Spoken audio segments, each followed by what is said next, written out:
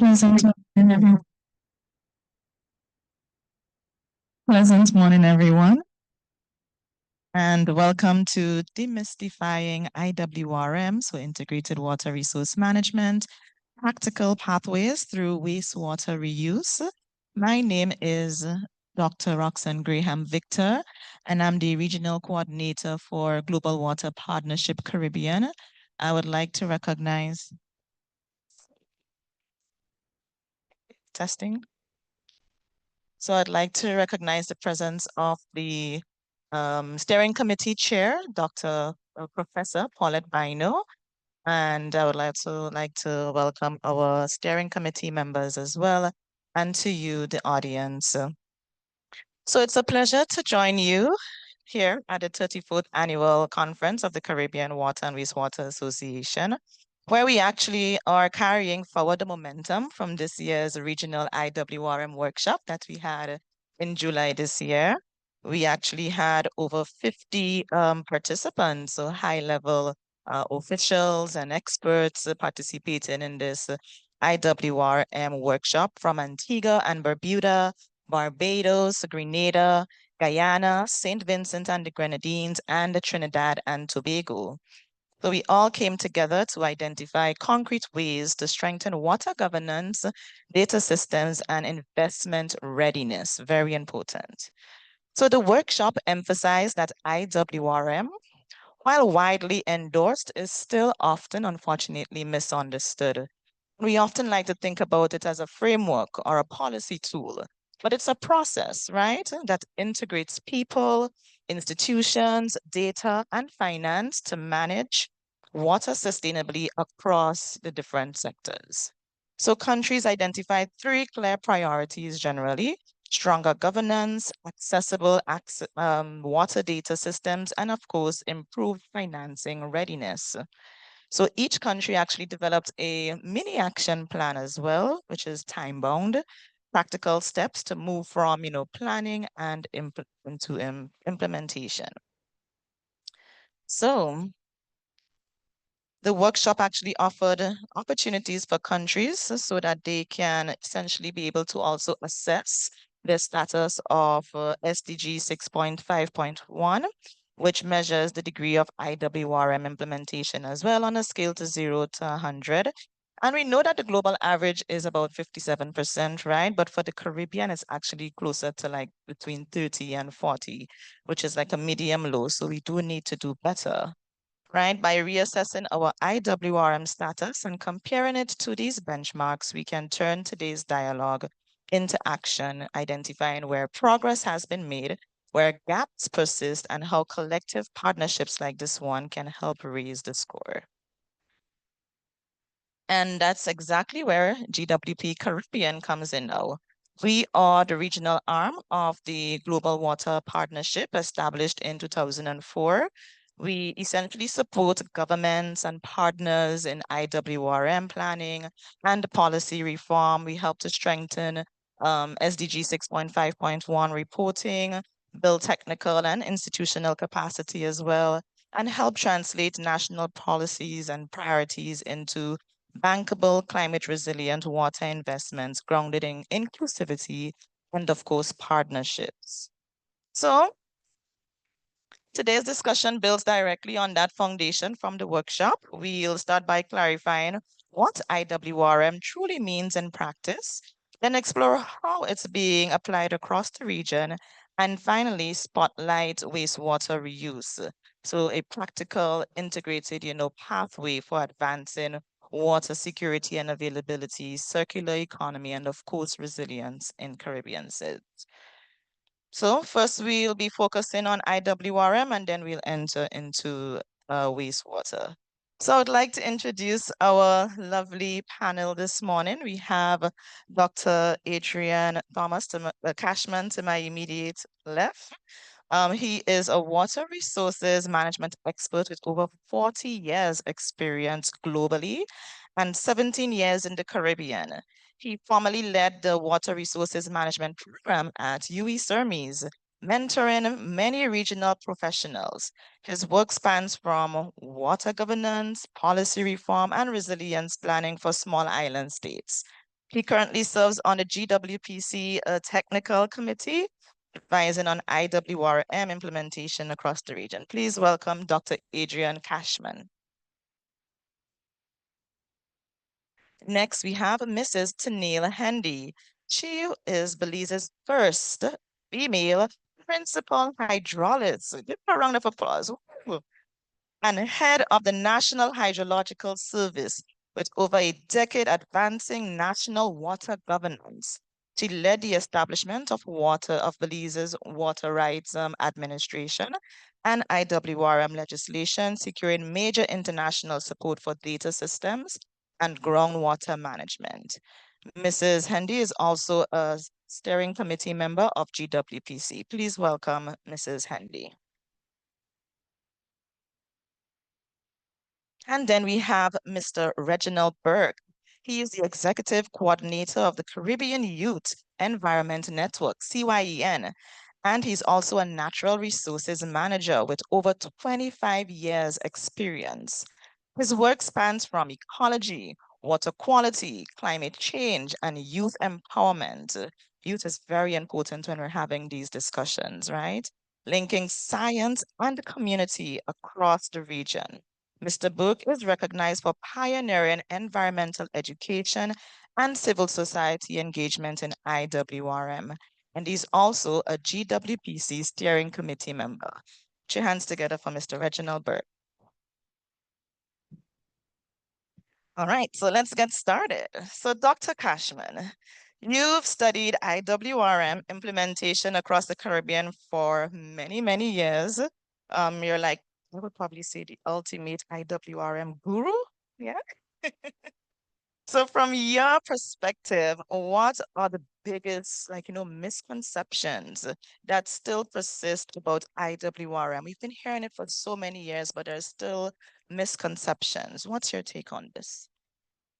Okay, well, let's just take a step back and ask ourselves, what do we mean by integrated water resources management? What are the founding principles? Really, those principles were first enunciated or the Dublin Conference, and then that went on to the Rio Declaration. There are 4 principles that form the basis of integrated water resources management. In no particular order, the first one is that water is a scarce resource. In other words, it's referring to water, the ecological importance of water. It's a scarce resource and therefore has to be responsibly managed. The other one is that it should be managed in a participatory way. So that speaks to the institutional environment that IWRM exists within. The other one, the third one, is that women play a major role in water management. In other words, gender matters. I broaden that slightly by using gender rather than just women, because I think we need to recognize that there are different gendered roles in water. And that lastly, and this is probably one of the ones that has been one of the more contentious and had attracted a lot of debate over the years, is that water should be valued as an economic good. And there's been a lot of discussion around that. So those are the founding principles. So what are therefore some of the misconceptions around integrated water resources management? First one, I think, is that there is an idea that IWRM is a plan. Plan, there it is. Gives you the way forward. It's not a plan. It's a process. You learn as you go along. It's iterative. So I think that's one of the things that, and we, in a way, perpetuate that myth when we do projects where we're looking at trying to introduce IWRM principles into national legislation. Because what do? We come up with a roadmap. We put a roadmap in there. It's like a plan, an action plan. So in some ways, we're shooting ourselves in the foot by calling it a plan where we should be emphasizing that this is a process of development. Another one goes back to the first word, integration. I think people think of integration meaning centralization. It is not, integration is not centralization.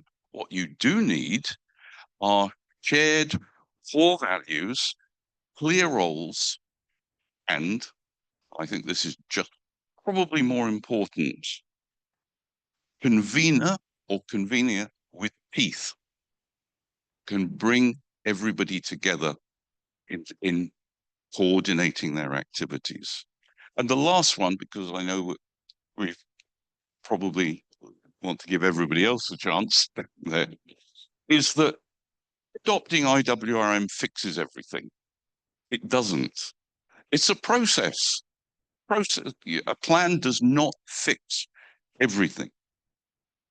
And maybe I will have one last one. I think one of an enabling that I've talked about misconceptions. Let's turn now to something more positive. How can we overcome some of this? And I think it's about how we frame IWRM. And I think that the way we need to be framing it is that IWRM is about reliability, it's about water security, and it's about resilience. And I think if we start framing IWRM and what it can do in those terms, we'll start to overcome some of the misconceptions that there are around it. And I'll stop there for the moment. There are other things that I could go on to, but we may come back to them. Thank you, Dr. Cashman. That was really clear. I really appreciate how you highlighted these different misconceptions. And I did lead with that. You know, a lot of persons think it's just a plan or framework, but is indeed the key takeaway here is that it's a process, right? And I will just like to pick that last word that you talked about there, reliability, and maybe switch over now to Mrs. Hendy, right? One of the strongest messages from the Grenada workshop of the IWRM regional workshop that we had was that, you know, data and monitoring remain both a challenge, but it's also, guess what, an opportunity, right? So how can stronger hydrological monitoring systems, maybe open data, right, sharing help with you know, governments to make smarter, more confident decisions on water allocation and, you know, water conservation? So, good morning. Thank you for your question. And somehow at the start of the CWWA conference on plenary, there seems to be some mind reading unconsciously going on because my questions have been on data. And this morning, you mentioned in the introduction to Dr. Cashman that he mentored many water professionals. And maybe some of you caught it when you said that. We both looked at each other and smiling because he was my professor at Sermes. And I still consider him my professor, but he is the one that highlighted data. Everything is in data. It's not guesswork in water management, in hydrological monitoring. You need data. And we like these buzzwords of trends and deficits and surpluses. But if you don't have the data, it's just my opinion, it's not a fact. And management comes from facts. Meanwhile, we have some opinions sneaking in there, but decision making ultimately comes from facts, and facts are derived from data. So the more we strengthen our hydrological systems, the more resilient we are moving towards, the more robust decision making happens, the more scientifically validated data.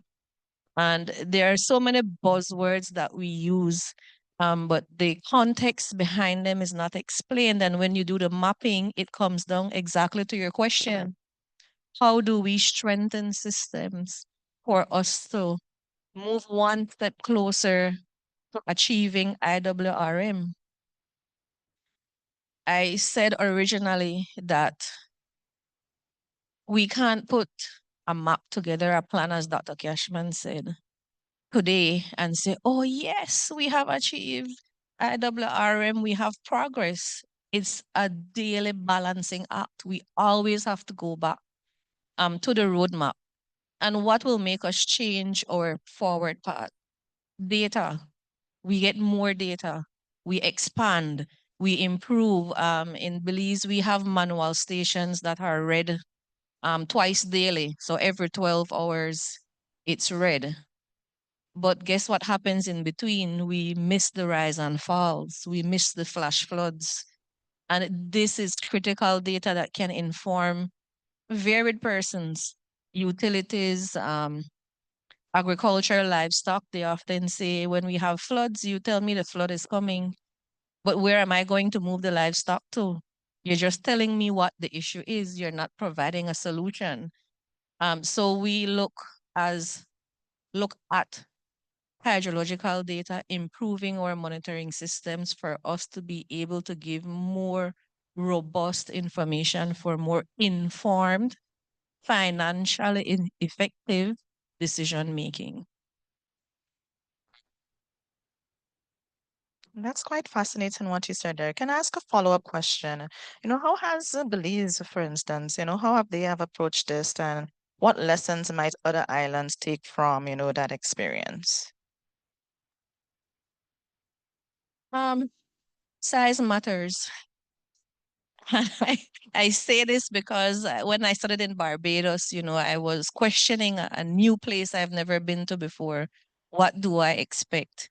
And they said, oh, you can go across Barbados in one day. It's only 21 miles. It's mostly flat. And when I got there, it was the complete opposite. It was nothing that they said. I had hills. I had paths that I didn't know that I could increase. Um, I didn't get across Barbados in one day because they didn't explain that the transit system is a bit complex and more developed than ours is. So size matters, scale matters. But what we need to look at is impact. In Belize, it's often like the government has to do everything. I've been saying the government can't do everything. It's a web. We need to include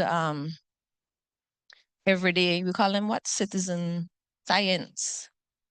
We need to include utilities there in areas monitoring for the same purpose that we're also doing it. Where we need to monitor our rivers. We have students approaching us. I listen to your presentation. I see this issue. How can I help?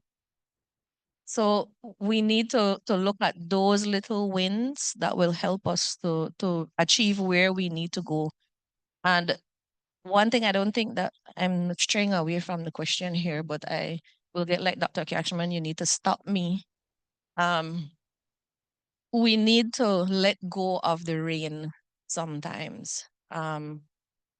We guard our passion so strong that we want to control to a certain extent. And I've been learning that I need to let go, but not let go widely, let go with direction and guidance. So I think that's something that we've been practicing and it's been working for us. Awesome. Thank you for that. So some key takeaways there. Management comes from facts, right? And facts are derived from, y'all remember that word? Data, yes. All right. And the next key takeaway here is the little wins. Thank you for mentioning that. And then you also spoke about how government cannot do it themselves. And you just brought up the topic of, the citizens and civil society. So now is a perfect time to also now switch across to Mr. Burke. So you've worked extensively with, community organizations and youth groups across the region. How can, civil society be better integrated on IWRM, planning and implementation?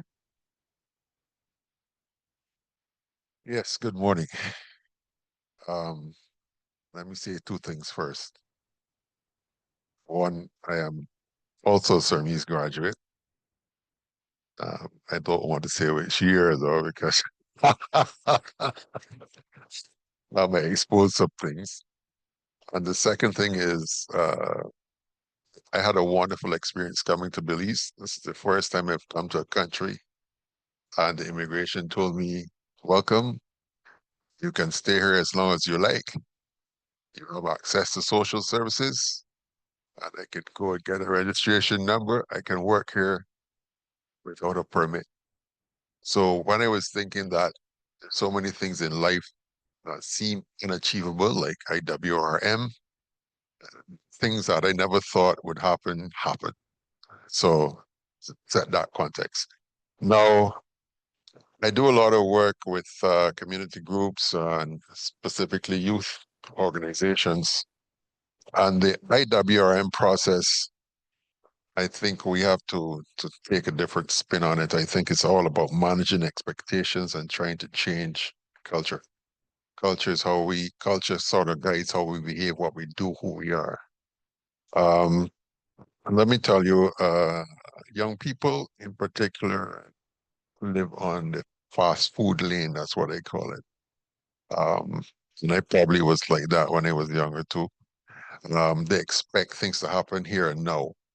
So for them, when it comes to water and potable water, it's a very simple thing. The rain falls, I turn on my tap. I expect to get clean water all the time when I turn on my tap.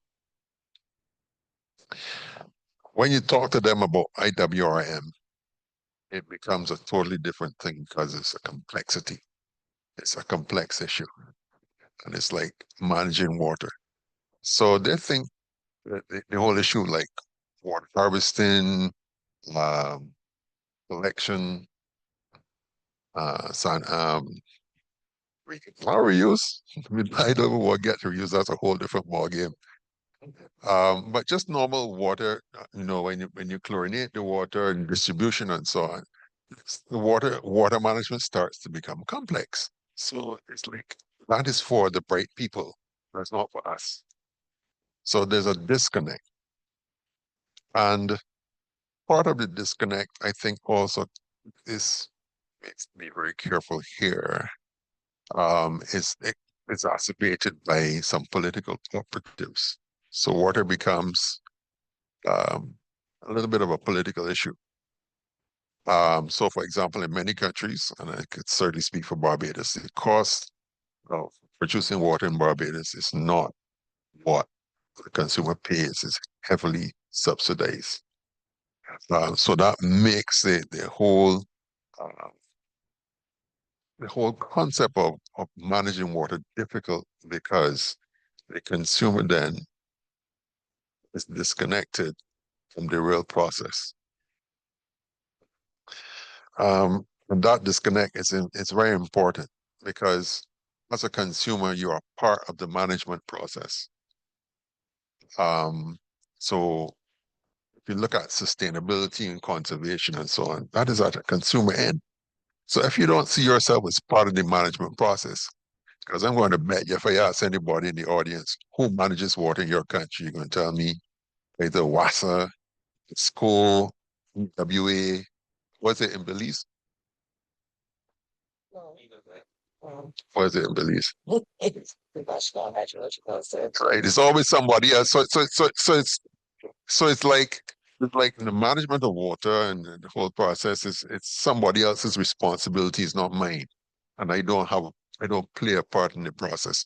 So we have to get that culture to change so that people understand how water is managed. It's not just free dropping from the sky.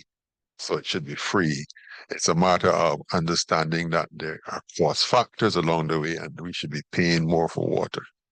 So I hope that doesn't get me in trouble. Mr. Burke, that was just so an inspiring response, I have to say. Because you're correct. When you ask somebody who manages your water, you go directly and say, well, yeah, no answer. But the correct answer would be to say, I or we. It's like the perfect slogan to promote that we are the ones that manage water. Everybody agrees? Yes, I see you nodding your heads up and down. Awesome. And he talked about the culture and young people. I want to share something very quickly. So GWP-C has recently started to partner with the government of Grenada in a campaign that is called Youth in Action for Climate Change Adaptation.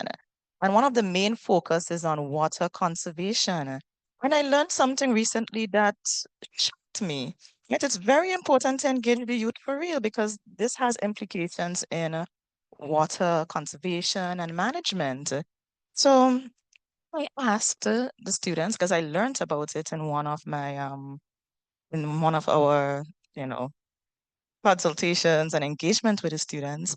And I asked in future sessions this question: how many of you go to the shower with your phones? Right? Well, a couple of the teachers would say they go to the bathroom, but they'll probably leave it on the table or so. But how many of you actually go into the shower with your phones?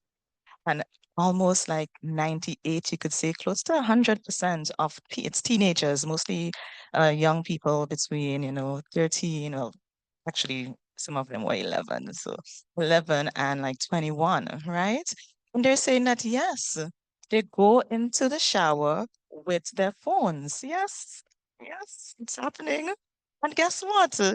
I asked them also, what are they doing, right? So they're watching like reels, you all know reels, social media, and they have to respond to their friends. So I just asked them, well, can the notification and the feeds wait? So it's really important to engage the youth because knowing this now, that they're actually in the shower, responding to messages and looking at, the reels and so, and they admitted that while they're doing this, guess what? They don't turn off the tap. That is a problem. And we know that young people is essentially a huge part of the population, right? And it's not only a matter of water being wasted, because I spoke to a few parents as well in different sessions. And guess what?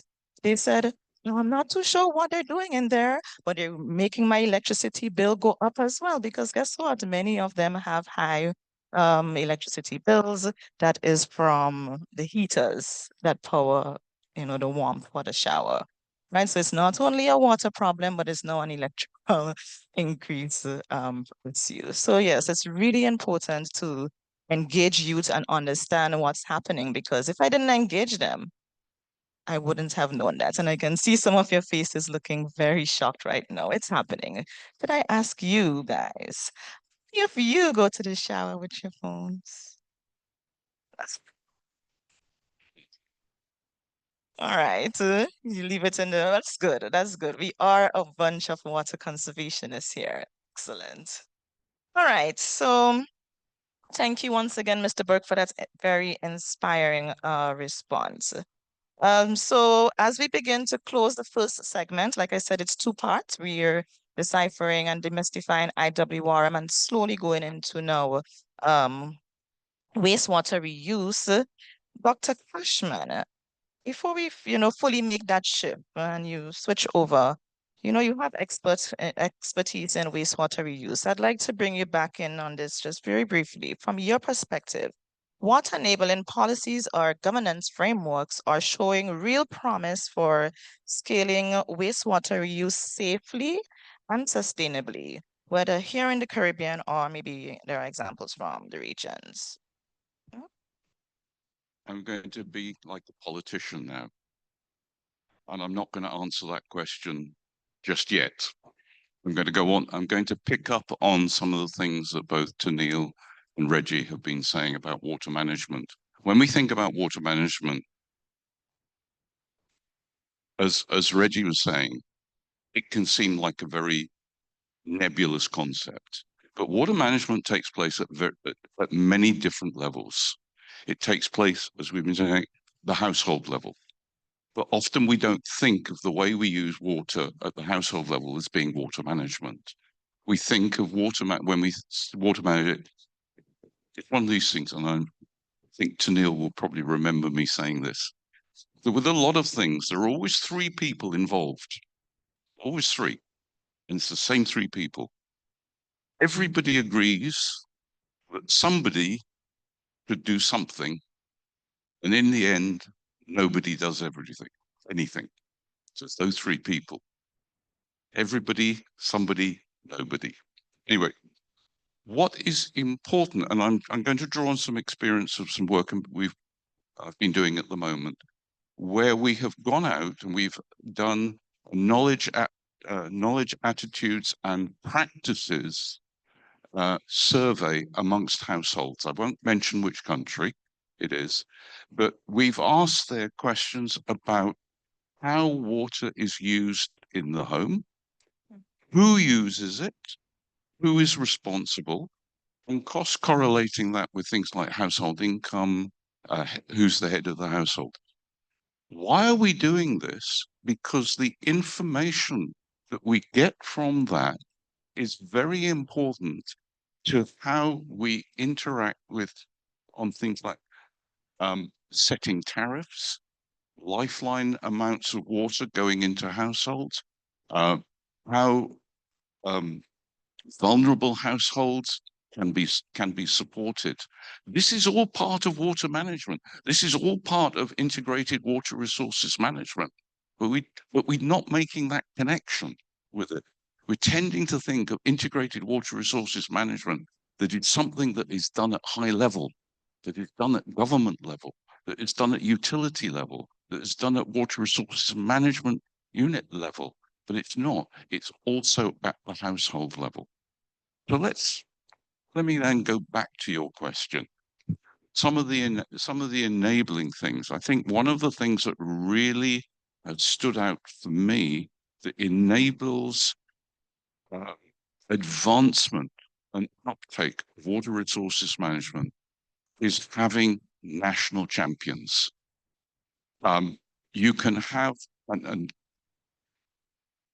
what an observation I've made that I've seen over many years is that we have regional organizations. There are some in the room today, and GWP-C is also GWP is also one of them. And they come into a country and they say, we're going to put together for you, we're going to bring a consultant in, we're going to put together an integrated water resources management roadmap and plan for you. Lovely document. All the funding the funding is spent, goes away, and it is sitting there. There are some countries that I'm aware of that they had 3 or 4 IWRM studies done, and the recommendations are always very similar. Why? In part, it's because it's been something that's been imposed on the country that the country hasn't prioritized or asked for. Where it has worked, and Grenada is actually one of the places that it has worked, where you have had national champions who have persistently put forward the idea that we need to manage our resources better. So you need people who are champions, but they also have to be bridge builders. They have to be able to talk to the utilities, to the resource people, as well as the politicians. Water is very political.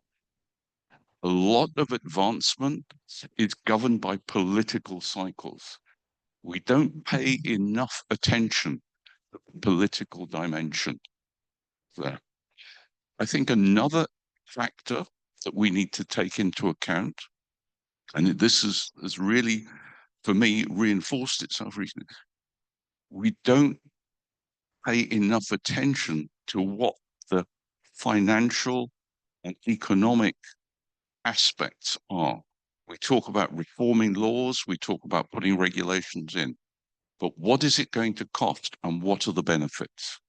So I think paying attention to some of those aspects, building national ownership, national champions, understanding what the benefits are to the economy, not just saying it will benefit the economy, but putting figures, putting numbers on what those benefits are. Because I think those are the things at that level, at the national level, those are the things that will resonate when people say, you know what? We have to do something now. We have to do it now. Thank you so much for that, Dr. Cashman. So yes, Grenada is one of the examples for I guess some progress in IWRM. And recently we would have also established, because I am Grenadian, I don't know if I introduced that part of me at the start. I am Grenadian. And we have recently established a water resource management unit. So this would definitely help to take the agenda for IWRM forward. So thank you so much for sharing that, and the political dimensions as well as national champions. That is key when we're talking about getting things moved. Before I switch over to the wastewater segment, Ms. Hendy, I would really like your take before we delve into it. Maybe just some introductory stuff, right? So just a quick technical question. Is there a way in which hydrological data and monitoring systems can better inform decisions around wastewater reuse and maybe resource allocation? Okay, thank you. So in Belize, we have a saying, "Crofty no change unless them pocket feel." Means that we don't change our behavior until our pocket feels, which means if we have to expend more money. So at home, I practice with my children. Two of them are of age, and ever since I've been, turn off the lights, cut off the water. I have that issue with going to the bathroom with the phones, but what I do is I plug out the internet. But then they bought mobile data. So, so there are many ways that we can do that. But what I did was that I got tired of saying cut off, cut off, cut off. So they're working, and I gave each of them a bill. You take the electricity, you take the water. Guess who's complaining now?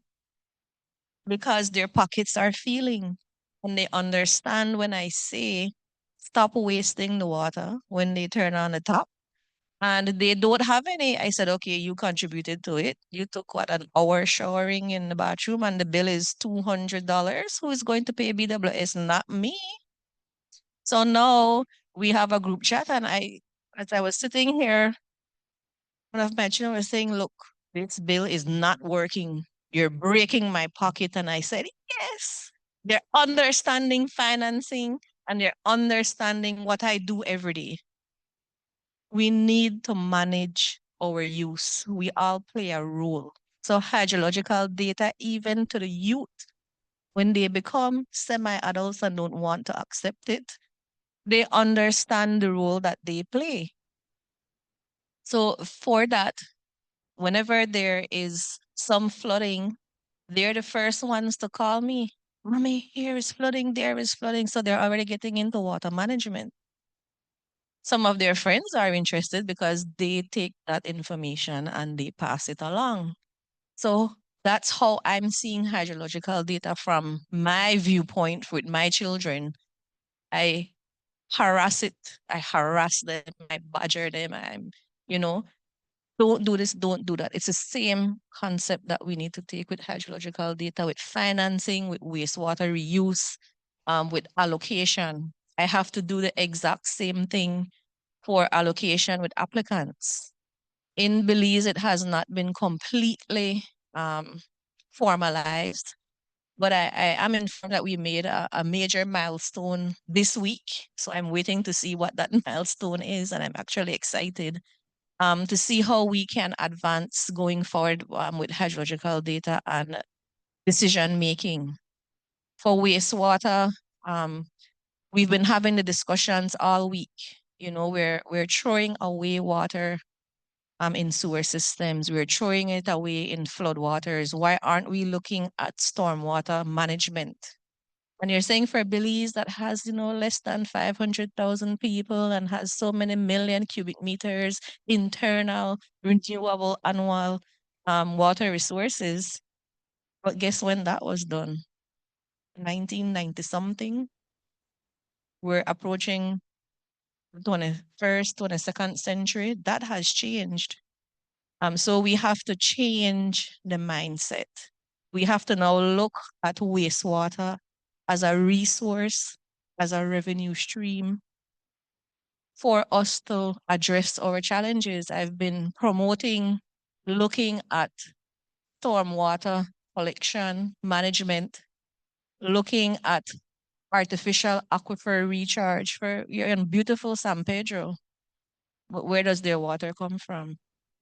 From the sea. It used to have a freshwater lens, but we weren't managing with IWRM. We were just taking it out because at the time it felt like something good until it went horribly wrong. So we can look on San Pedro for wastewater treatment, and that's the direction that Belize Water Services is going. So as I guess a silent champion, I have my little, cause it jumps up and down and say, okay, yes, something that I've been advocating for is finally taking root. So that's how we use the hydrological data. Your lens has been destroyed. You have salt water. Let's look at what we're producing and how we can turn that into a resource rather than seeing it as a burden. Financially, your thing is going to cost a lot, yes, but you can have beautiful resorts with green lawns. But guess what kind of water they're using to irrigate? The same water from the RO plant that costs millions of dollars to purify. They're just spraying it with their hoses. When you have wastewater that you can treat to a certain level, you're creating a different class of use. You can irrigate. After that, can we have byproducts?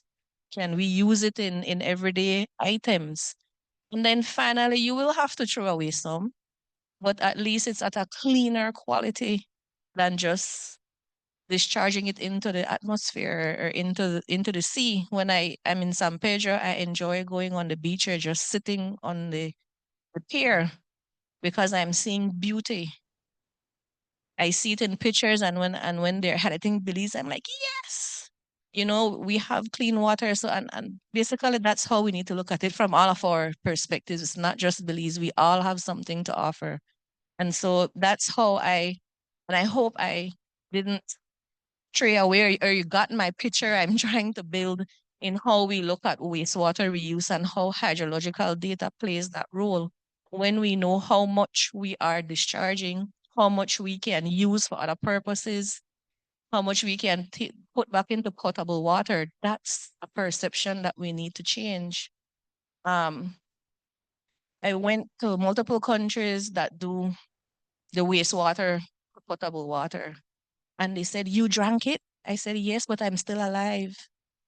Nothing's wrong with it, but it's just a perception of what it is when you didn't want it to where I'm now drinking it. And I said, look, we go every day through the hydrological cycle. What is it doing?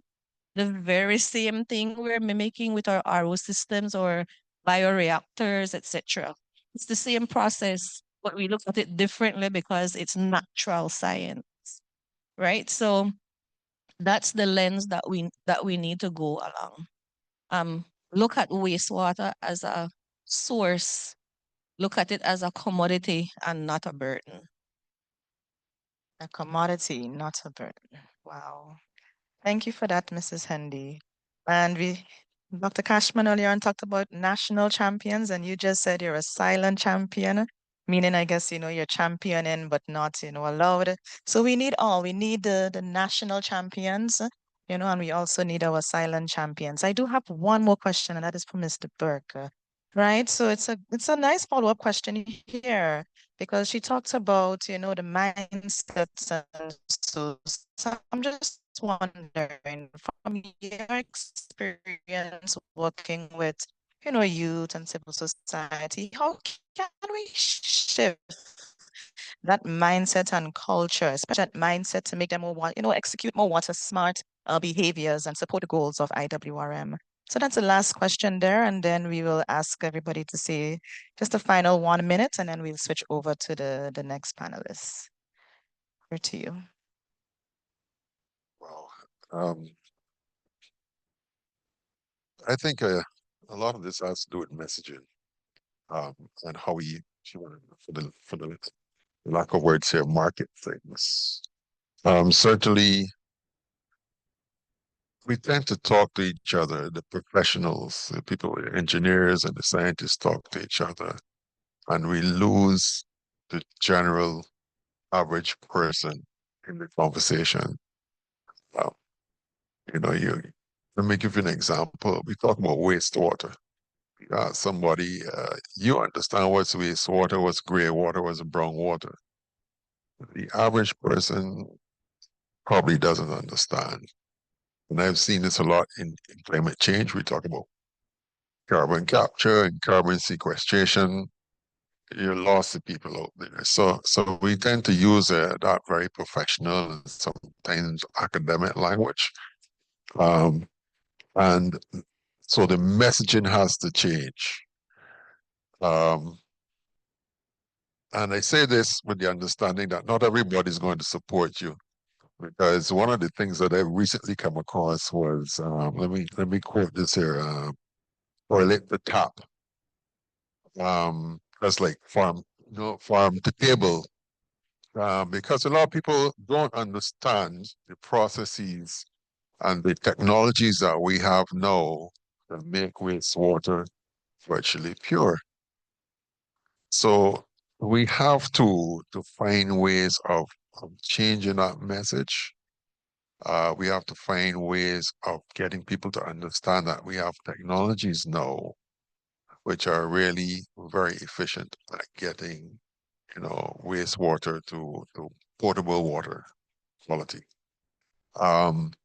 So what I find it's really amusing for me because when I was at like junior high school, everybody knew the water cycle.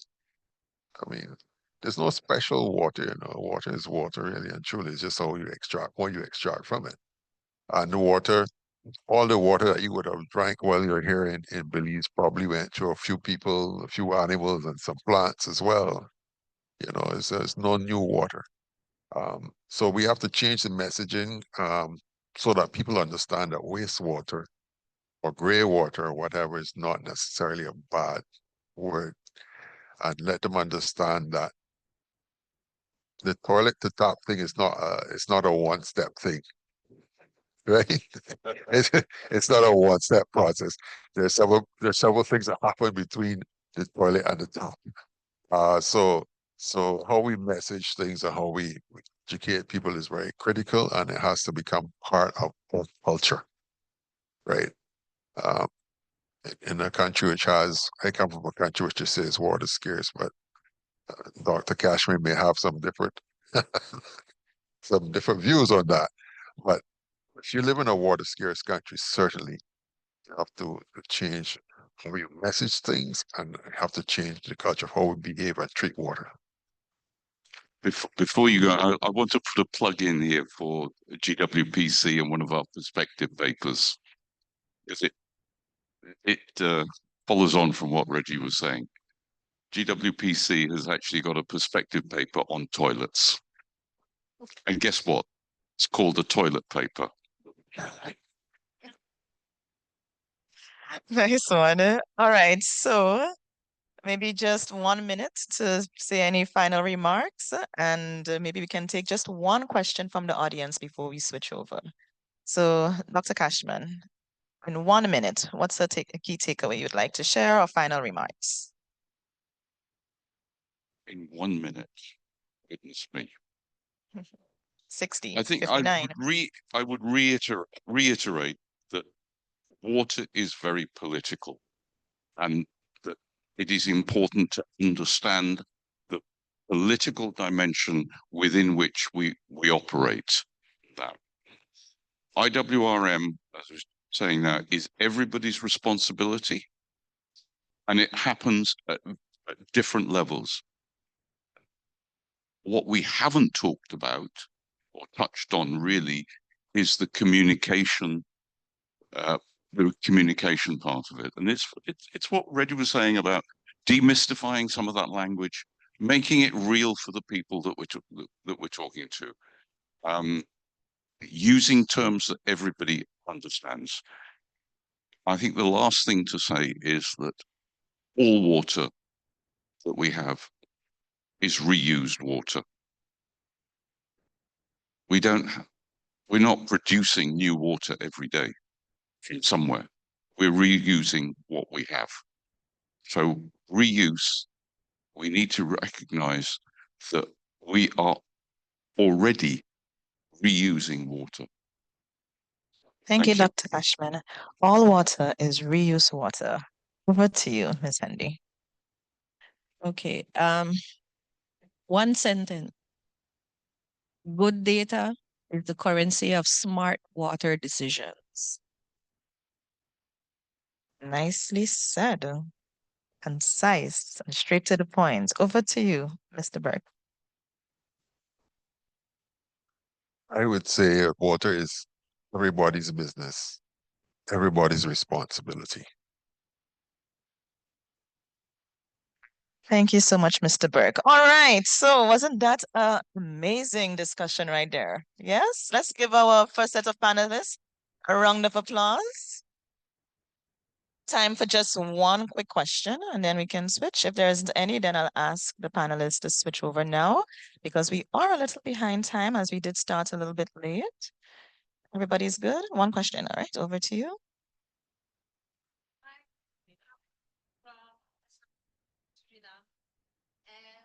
Can she get a mic, please? Apologies. Thank you.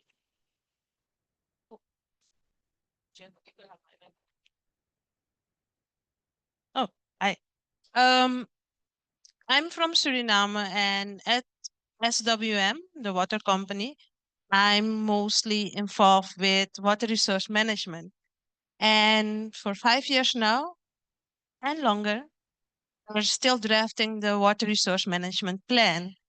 And I already know that the Ministry of Natural Resources, who's responsible for water, they have been for 3 years building on the roadmap. And now, at what I heard, it is a process. It takes me to how important is it to make sure that all parts, the utility, the ministry, that they all see it as a process, because we don't have the right laws in place yet. But how can we make sure that the process is started and not seen as we'll make a plan, I revise the plan, but we don't see any action. Thank you. Change, getting laws to change takes a very long time. And I will use the case of Grenada, where we started to look at what needed to be changed in 2008. As you've heard earlier on, changes in the law that have set up bringing NOASA under the Public Utilities Regulatory Commission, setting up a water resources management unit, and changing the NOASA Act was only happened this year, in March this year. Right. So if you can do it faster, you're doing well. So changing laws, but look as a nation, as a national, look for where the pain points are. Because as I said, IWRM is not going to solve everything all at once. Look for the pain points. Those are the areas where you can make progress, show that things can improve, and that provides, so you build on the evidence of that and say, look, this is what can be done. This is how things can be made better. And you use that as the leverage to say, we need to go on. So don't try and fix everything at once. Pick those things, pick your battles, pick those things that you think where you can make the change. I hate using the word low-hanging fruit, but it does resonate with everybody who've had. So look for the things that you can change and that will make positive difference there, and don't lose heart. And that actually is also where, well, I said, the national champions come in. You need to find somebody who say, look, who can take that message and say, we have done something. We are making a difference here, and get that message across to the people that need to hear it. And I'm not sure if he is still the Minister for Work in Suriname. Oh, he's not, because former Minister for Works in Suriname is a member of Global Water Partnership Caribbean. All right, thank you so much for that question. So we are out of time, but let's give our panelists another round of applause. We can continue this conversation maybe after, right? So thank you so much once again. And now I would like to invite Miss Krista Joy Burton, Miss Laverne Walker, and Mr. Junior A. Maturin to the stage. Thank you again.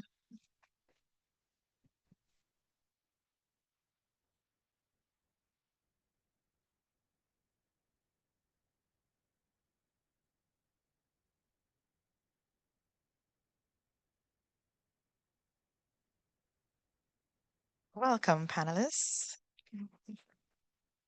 All right, so to my immediate left, please welcome Ms. Laverne Walker. She's the Program Management Officer with the UNEP Cartagena Convention Secretariat.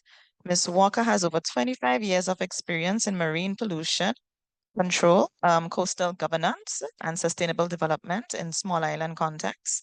She's a national of St. Lucia and has led regional initiatives under the Land-Based Sources of Marine Pollution, so the LBS protocol, promoting source-to-sea approaches that unite freshwater and coastal ecosystems management. Please put your hands together for Ms. Laverne Walker. Next, we have Mr. Junior Maturin. He's a water specialist at the St. Lucia Water Resources Management Agency within the Ministry of Agriculture, Fisheries, Rural Development, and Food Security. He supports national IWRM implementation through watershed management, monitoring, and cross-sector coordination. Please welcome Mr. Maturin. And last but certainly not least, we have Ms. Krista Joy Burton. She's the Head of Policy and External Relations for the Caribbean region at WOTA, W-O-T-A Corp. Krista Joy is Project Management and Policy Specialist, correct? It's a long one. She focuses on innovation and climate smart water solutions. She previously served with Antigua and Barbuda's Department of Environment, where she coordinated national climate change programs and negotiated adaptation policies under the UNFCCC. She now works to bridge technology, policy, and finance for safe, decentralized water reuse across the region. Put your hands together for Ms. Burton. Thank you, panelists, so much for being here. Ms. Walker, as we just came from the IWRM, part one segment, I have a question, a burning question for you as you are with UNEP. What are the new initiatives from UNEP for IWRM? I really want to know. Okay, so thank you for the question and good day, everyone. We are a convention that normally seeks to address the protection and management of the Caribbean Sea. And I work in the marine pollution focus area, as was stated. But for a number of years, people or countries who are contracting parties to the convention would have noted that we have had a number of projects that look at ridge to reef, source to sea initiatives. One was the Integrated Water and Coastal Area Management Project, IWCAM, and after that, the IW Eco Project, which just finished and worked with Caribbean SIDS. We have noted that even though for the LBS protocol that we are addressing marine pollution, which enters the Caribbean Sea, you cannot address marine pollution in isolation as to what happens within the integrated water resource management framework. And as a result of that, a number of these projects have actually focused on source to sea initiatives, looking at how we could have better land management, better wastewater management, and how that could actually improve integrated water resource management. Taking that into consideration, contracting parties have actually indicated an interest to also start focusing on how integrated water resource management can potentially be incorporated into the convention and its protocols. And there was a paper that was presented at the Scientific, Technical, and Advisory Committee meeting of the LBS protocol, which took place in July, on potential opportunities for integrating IWRM into the convention and the protocol. And coming out of that meeting, our contracting parties asked us to request the contracting parties to consider establishing a working group on IWRM at the convention level. It is at the convention level because it is recognized that IWRM is greater, that it has implications greater than pollution. We have a protocol that also deals with specially protected areas and wildlife, and good water quality is important for a number of species and habitats that that are near coastal and estuarine areas. As such, and this is just off the press, I'm happy to say, last week we had our 18th Conference of Parties in Jamaica, and the contracting parties did approve the establishment of a new working group to focus on potentially how IWRM could be integrated into the convention and the protocol. So this working group hopefully will start, and its work will actually it will then be responsible for presenting its findings to the next conference of parties of the convention, COP19, which is scheduled to take place in 2027. So just to talk a bit about this. Thank you for sharing that wonderful news. So, sticking to that, I'm not done with you yet. You could hold on to your mic. We're just talking about wastewater now, right? So we can see that UNEP has been leading in much of, the regional work on marine pollution and source to sea management, which really ties, land-based water use to coastal ecosystem health. So from your perspective, how does wastewater reuse embody the principles of IWRM, so integration, sustainability, and cross-sectoral coordination, but in practice? Okay. So we think that, well, from my perspective, I think that it does embody those principles. So from a sustainability, from an integrated, let's start with integrated, from an integrated perspective, I think wastewater reuse really does allow countries or countries to actually take into account a more integrated approach. Wastewater reuse acknowledges that you are not only speaking to just uh, the end user. In that regard, you would need to engage a number of different ministries. I think there were conversations happening in the previous days. It's health, because you want to ensure that if you're utilizing the wastewater for irrigation, if you're utilizing it for cooling, if you're utilizing it for agriculture, that if you want to ensure that you are not having negative implications on health. There's also the whole need of engaging I would say people involved with the construction industry who are planning. We are trying to build a number of our build and improve a number of our towns and cities. And we have a lot of gray water that can be reused, and some of it is actually enters directly into the sea. So as we're planning for the future, we need to ensure that when we're planning our waste streams, that we are putting measures into place where certain pipes or gutters or whatever you want to call them can actually be incorporated into systems that would allow for wastewater reuse, and that's not necessarily going to be dumped directly into rivers or into the oceans. So that is one approach in integration by putting a lot of engaging a lot of players. From a sustainability point of view as well, I believe that one of the ways wastewater reuse, we are talking about a change in climate. A number of our countries in this region are showing increased scarcity in water. By having wastewater reuse, you can actually ensure sustainability of the water resource. Again, by noting that you are not necessarily tapping resources that are going to be unused. You could utilize resources, you can make them economically viable and not utilizing newer water resources, but using those that are already in the system. So that ensures an option for sustainability. And remind me, what was the last one?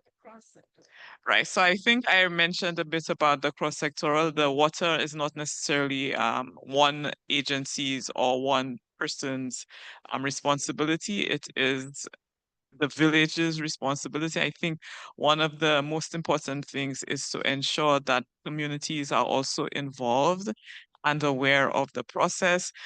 We do have a number of projects through the Crew Plus project that is working on wastewater reuse, and I think one of them is in Jamaica. And one of the things that they are noting is that we also need to ensure that we engage communities and they are part of the process, because there is the perception, as was stated in the past, that people do not want to use reused water because they think it's black water or gray water and it has negative connotations.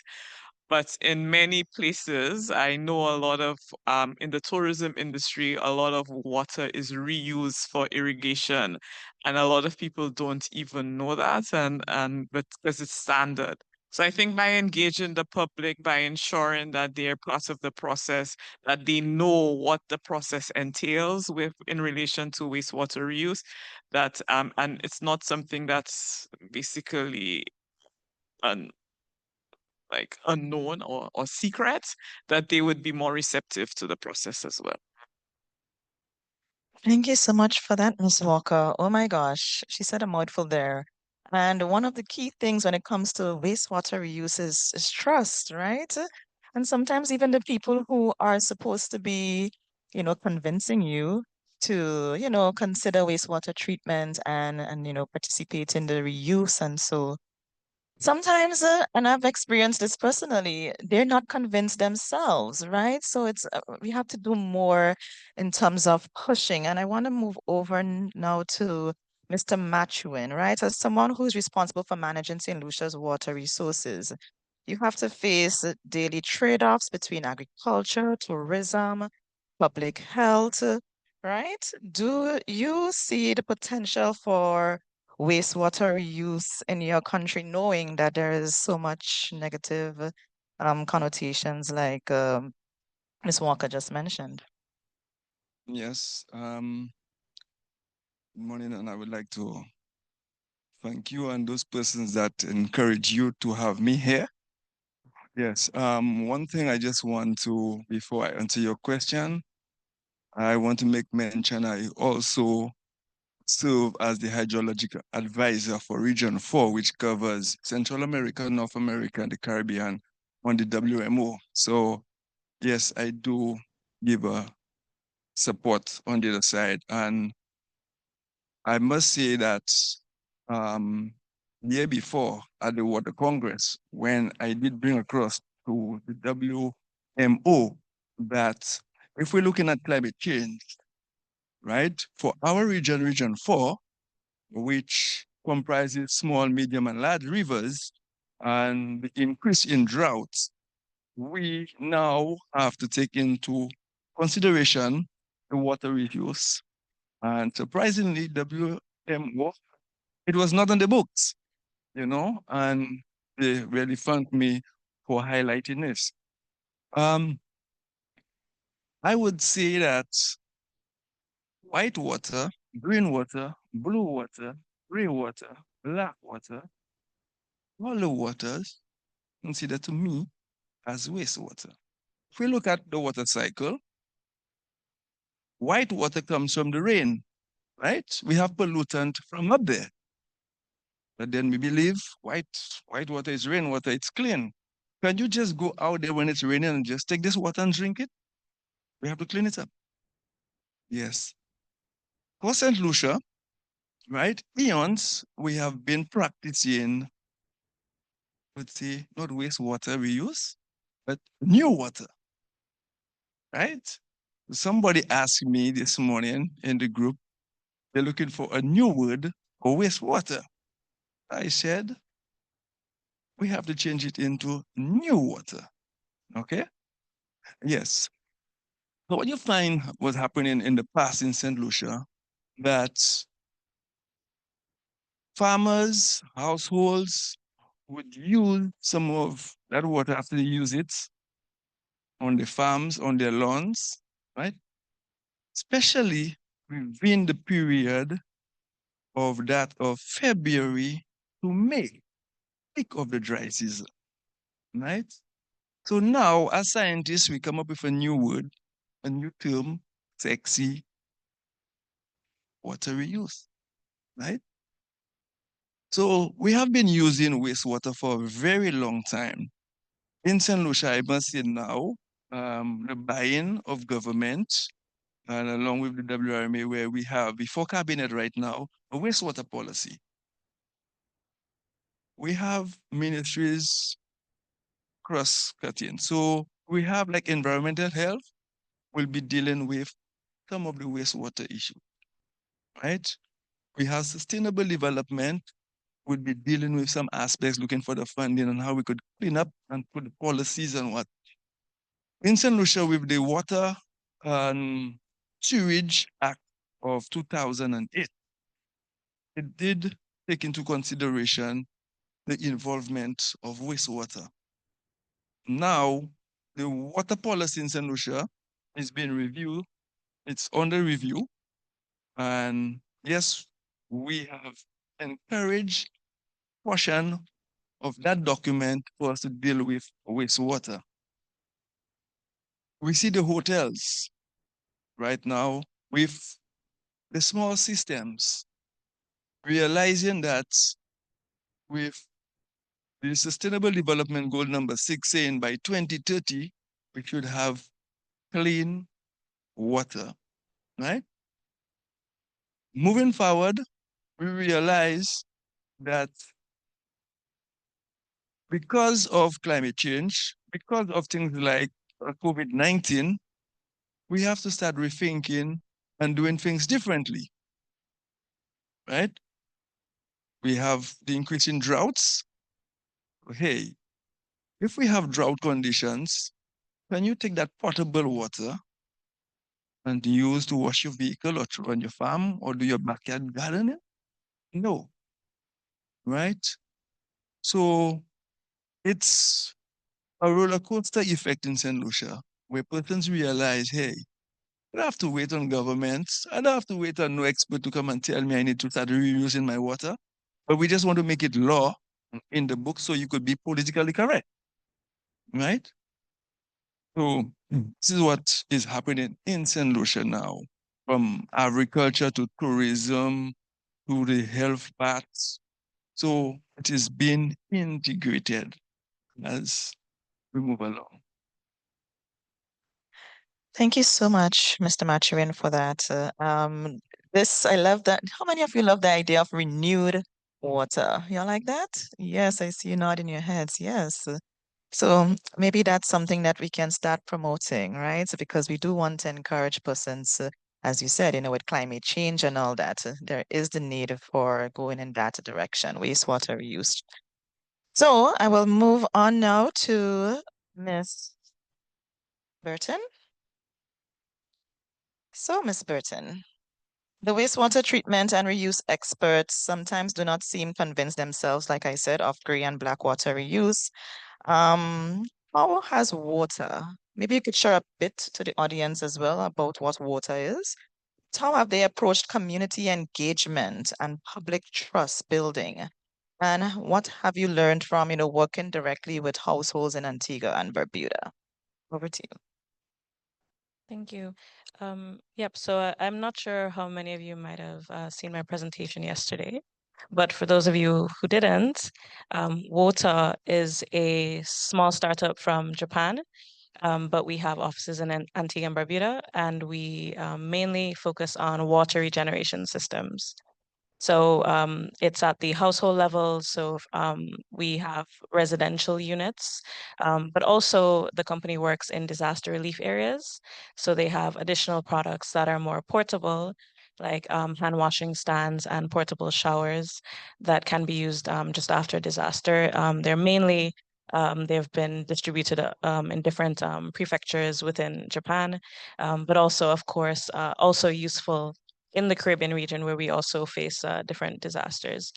So in terms of the units that we're using in the Caribbean specifically, it's called a water unit, and it's for the household level to regenerate and reuse the gray water that's utilized within homes. And it's for individual houses. It's a decentralized system. So we're trying to move away, or at least act as a complementary system to the current centralized systems that governments utilize in countries. Right. So to talk about our community engagement and the skepticism, as you mentioned, I know that in general, there will always be skepticism when it comes to having new technologies, especially in the case of trying to talk about new concepts like using wastewater. Um, we are starting off with focusing on gray water because, nobody wants to talk about black water yet. But we do also have those systems. Um, and I will kind of mention that as well, because it's very useful for governments as well to reuse black water, to treat it and reuse.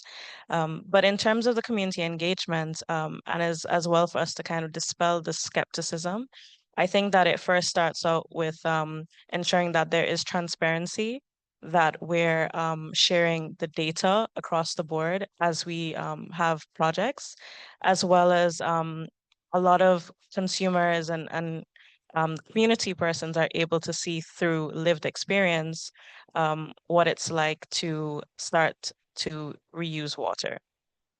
So when water actually came to Antigua and Barbuda back in 2021, and we actually started a pilot project back in 2022, we started off by having demonstrations, so public demonstrations of a water box, so persons could come to different public beaches. We tried to make it very, very open to the public, to communities, to youth as well, to do just an everyday activity that they would do even if we weren't in country.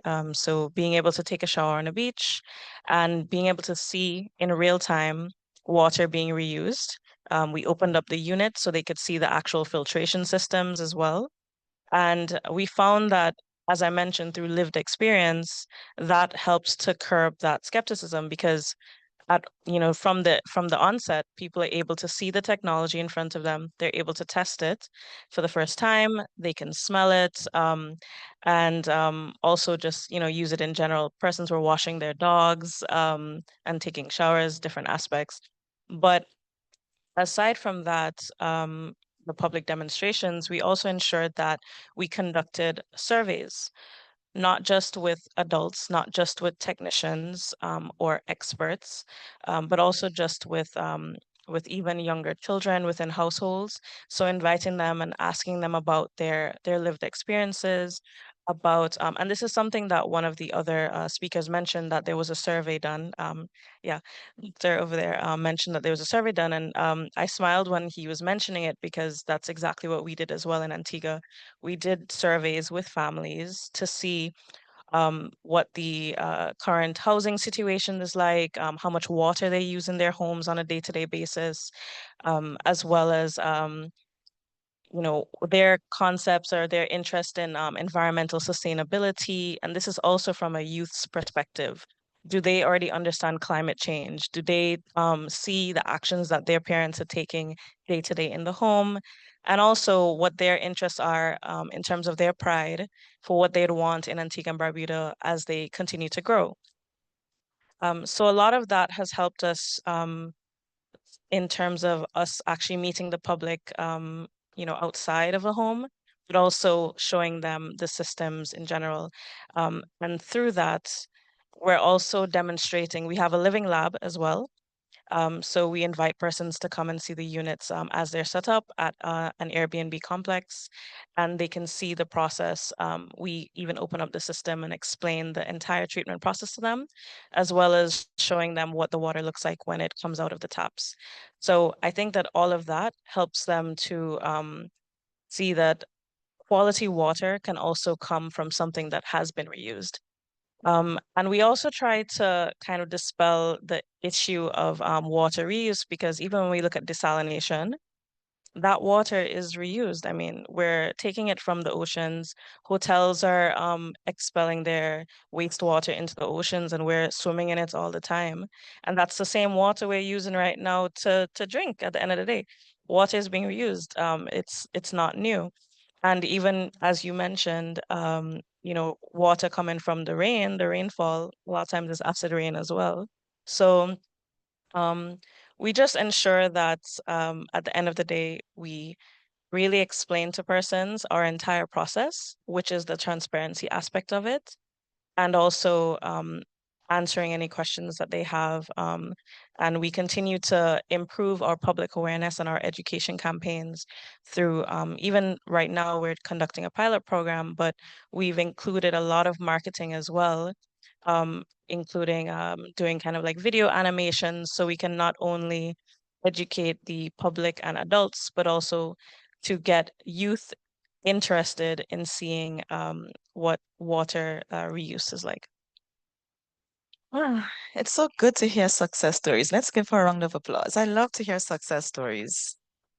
Right? And maybe something like this can perhaps be replicated in other countries, but the first thing they'll say is the money, right? Finance, funding. Can you tell us maybe more about like the expense? And then maybe I can have Ms. Walker maybe talk about financial feasibility from the UNEP perspective, right? What are some practical policy or planning levers that can help make reuse projects like this both technically sound and financially feasible, right? So maybe tell us a bit about that cost, and then over to Ms. Walker. Okay, so in terms of finances, and right now the product is continuing to be developed. We're also like upgrading it in general, but initial costs or estimates, we're seeing it would be about 15,000 US dollars per unit. That's because it's a compact system with a lot of different filters in it. I mean, we have UV, chlorine disinfection, microbiological treatment. There's so many different aspects. So it has RO, which is what people already use for desalination, and then additional filtration systems to ensure that we're providing potable water to homeowners so they can even drink it. And even in our discussions with homeowners, because right now we're focusing on doing pre-sales in Antigua and Barbuda, where persons can they can sign up to say that they want a system. We're hoping to roll them out early next year. And through that, we've also started focusing on partnerships to ensure that when it comes to the finances, working with government, working with the private sector, engaging with lending institutions, understanding the regulatory frameworks that they already have in place, and how they can help us to move it from just a pilot to an actual full rollout to help vulnerable communities and persons in general who are interested in being more eco-friendly. So we're not just showing this one huge figure, 15K. We're also saying there are different financing schemes that we can put in place so that it can be more affordable for persons and we can meet them where they're at. Okay, I think you actually answered for me. So, um, I think she said a lot of what I was going to say, to be very honest.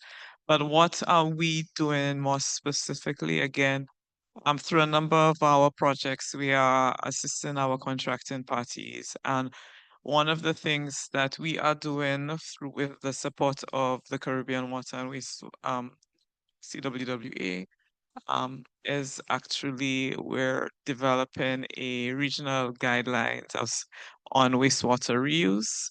And the intent is that we do understand that the process would be different in every region, but in listening to a number of the countries that are actually participating in the Crew Plus project, a number of them are focusing on wastewater reuse, and there has been indications that they would like to learn from countries that have actually advanced with the process. And so Barbados, as was stated again in the high-level session the last few days, has advanced a little more than some of the other countries, as well as Trinidad and Tobago. So we're hoping that these kind of guidelines can be actually um, assessed at a regional level and that we can move forward in some integrated manner as much as possible, understanding that there would be differences amongst different countries. So that is one. We're also acknowledge that from a financial perspective, there is a need to actually incentivize, I guess, the use for wastewater reuse. And again, these are some things that would need to be taken into account in relation to whether agencies or industries that are utilizing water through, whether it's through cooling or in irrigation, if through the water utilities, they could actually allow them to put in place incentives and maybe would have reduced bills based on these type of things. So these are some of the things that are being considered. Again, I've already noted the issue in relation to continued capacity building in the region through what the benefits of wastewater reuse, some of the things that need to be addressed. Again, sorry, this was something we're partnering with CWWA. They did do a a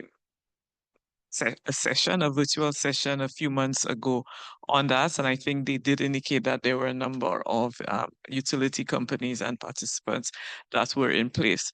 One of the things that I just wanted to raise, we are speaking very broadly about wastewater reuse and how we can use it. But another thing that is coming up is pharmaceuticals being in the water. And I think as we move forward, some of these things are emerging issues that we would need to take into consideration if the water is being used for agricultural reuse. There needs to be the approach to treating this water would be very different if you're utilizing it for cooling or something else. So I think these are some of the things that we need to take into account as we move forward and try to define an approach. All right, and yes, these things should also be considered also in the regional guidelines you say on wastewater reuse. How soon do you think that guideline might be available? So I think that at least by the end of the year, we should have a draft. But again, I know initial consultations are happening with the countries and because they are the ones asking for it. So I hope by the beginning of next year, first quarter of 2026, we should have something. Thank you for that. All right, so we've learned a lot, right? And I have one more question right now for Mr. Mathuin because we've heard from, Ms. Burton and all the opportunities, and we've also heard from Laverne as well, more opportunities. So the last question for you. Would it take for St. Lucia to scale up wastewater reuse, knowing all this information and maybe your additional ideas? What would it take for St. Lucia to scale up wastewater reuse, especially as part of its integrated, water management strategy?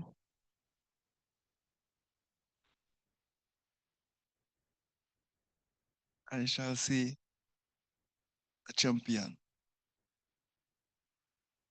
Yes. That word champion is coming up a lot today. Champions, all right. While yes, we have the draft copy sitting within Parliament, waiting, right? But something I always say that in order for us to move forward, in order for us to be able to drive on the highway, we really need this co-pilots to show us and to be encouraging us. So within the realm of, I don't like to use the word politics, but I would say the policymakers, we need a champion push, say yes. This document, we need to make it law, and we need to start doing X, Y, and Z. And if we do not have that champion, it doesn't really make sense. Yeah. All right. So champion is key. Is there any prerequisites that needs to be, you know, achieved before getting to that level of maybe somebody championing or getting to the level of, wastewater reuse actually happening? What prerequisites? So apart from a champion, sometimes there are things that needs to get done before we could even start thinking of the next level. What's your thoughts there? For me, if you love Earth, you love science, you become an easy champion. If you don't, right? Or if we had like a hard fall and we realize, hey, you know, that financial goal you're trying to achieve is unachievable because you need that water push you forward. And I'm going to say that water, I'm going to take it to a next level. All of us here, out the US, various parts of the Caribbean, all of us are here. And we're looking healthy. We're getting food to eat, right? Without water, we don't have food. So how we within the Caribbean will be pushing the tourism products and we don't have food to feed them. We do not have water. So if you're going to be pushing a tourism products, like my friend said, right? Yes, we're going to be doing desalination, right? But we also need that sea, that beach for the tourists to go on. So if we cannot get that dollar to drive the tourism product, right? Something definitely wrong. So we need now to ensure that we have the water to push that energy, push the food, and push that dollar forward. That's the only thing. Yeah. So, it will open another can of worms, another subject area of water economics. Right? So the moment we start looking at that water economics, which you really need a champion. Yes, you really need that champion to push it. All right. Thank you so much, Mr. Matuin. All right. So let's give our panelists a round of applause. Does anybody in the audience have any questions? No questions? Well, we are a little bit over time now. So maybe just one sentence. What would you like the audience to take away, or one final remark before we close out? So I think it's one of those, water is everyone's business and it cannot be advanced in silos. So Thank you, Ms. Walker. Mr. Matuan. Behavioral change. Behavioral change. Nice. All right. And Miss Burton. That's a bit tricky to just give one sentence because, I mean, I really wanted to talk more about the policy of it all. But what I will say is that when it comes to wastewater management and promoting wastewater reuse, it's important to have a focus on regulatory agility. So governments must be very agile in terms of the standards that they're putting forward.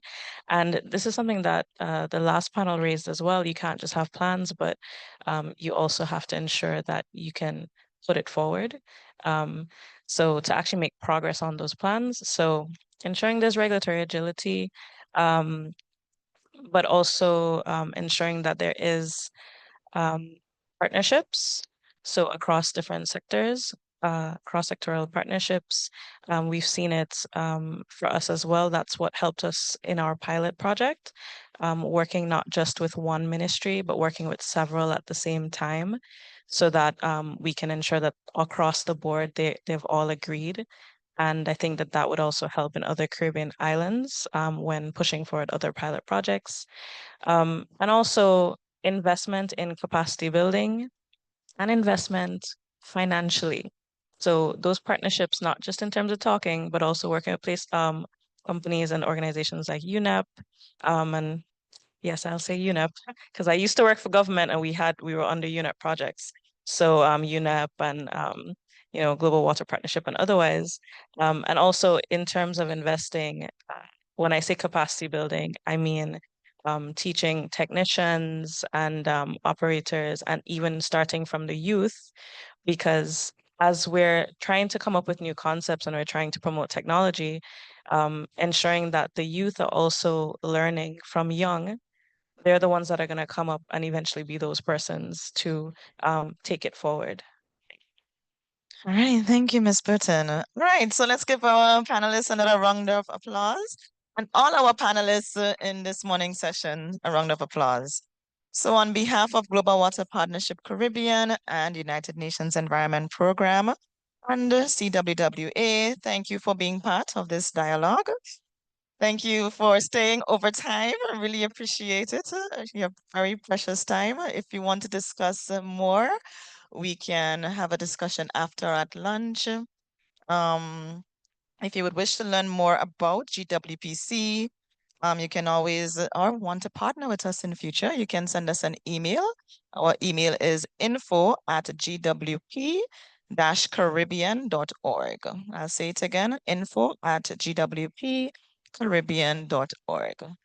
All right.